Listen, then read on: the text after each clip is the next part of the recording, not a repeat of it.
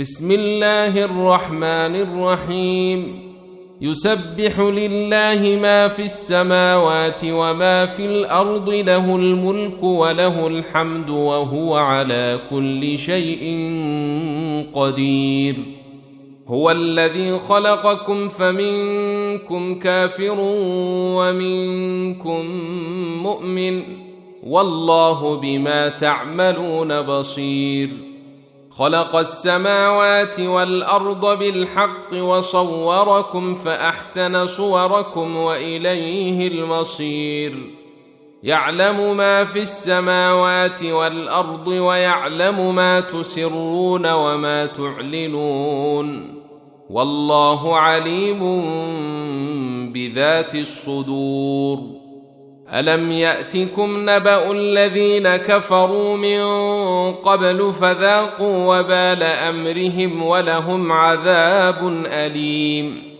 ذلك بأنه كانت تأتيهم رسلهم بالبينات فقالوا أبشر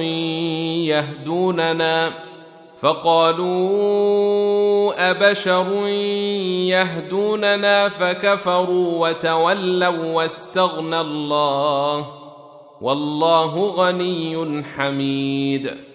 زعم الذين كفروا أن لن يبعثوا، قل بلى وربي لتبعثن ثم لتنبؤن بما عملتم، وذلك على الله يسير. فآمنوا بالله ورسوله والنور الذي أنزلنا، والله بما تعملون خبير. يوم يجمعكم ليوم الجمع، ذلك يوم التغابن. ومن يؤمن بالله ويعمل صالحا يكفر عنه سيئاته ويدخله جنات تجري من تحتها الأنهار خالدين فيها أبدا، ذلك الفوز العظيم.